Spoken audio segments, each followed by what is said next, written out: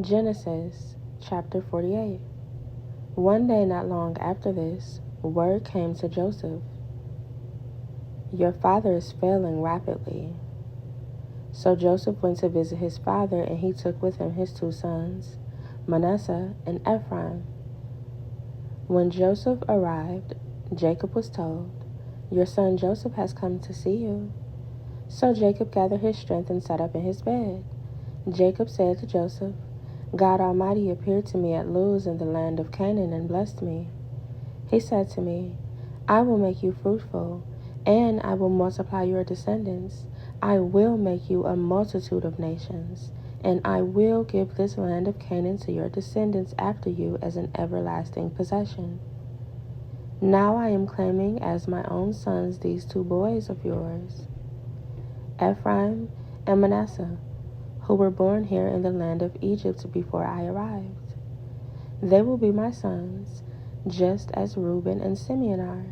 But any children born to you in the future will be your own, and they will inherit land within the territories of their brothers Ephraim and Manasseh. Long ago, as I was returning from Padan Aram, Rachel died in the land of Canaan.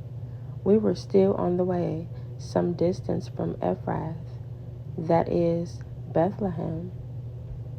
So with great sorrow, I buried her there beside the road to Ephrath." Then Jacob looked over at the 2 boys. "Are these your sons?" he asked. "Yes," Joseph told him. "These are the sons God has given me here in Egypt."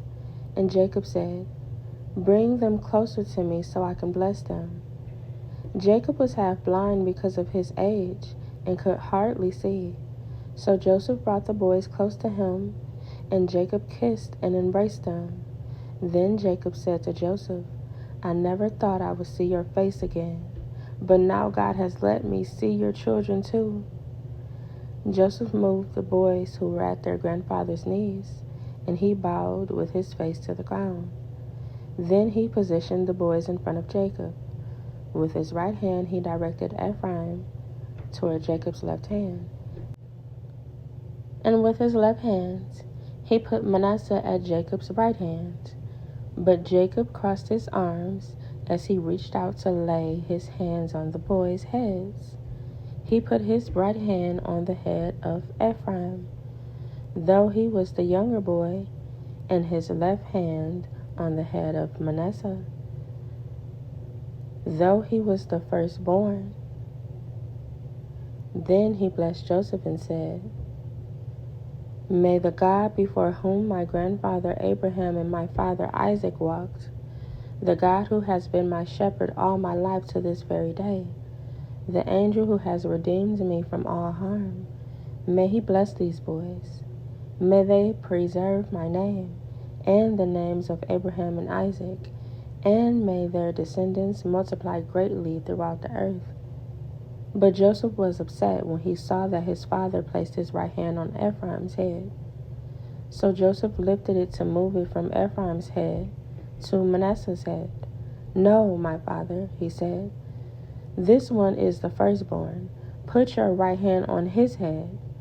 But his father refused. "I know, my son.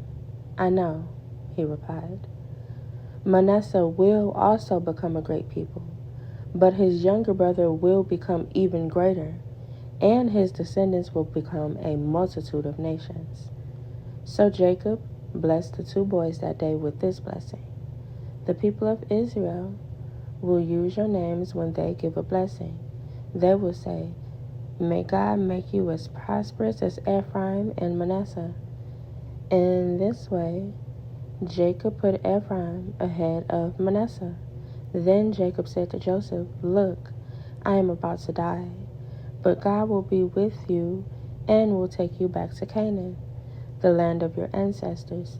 And beyond what I have given your brothers, I am giving you an extra portion of the land that I took from the Amorites with my sword and bow."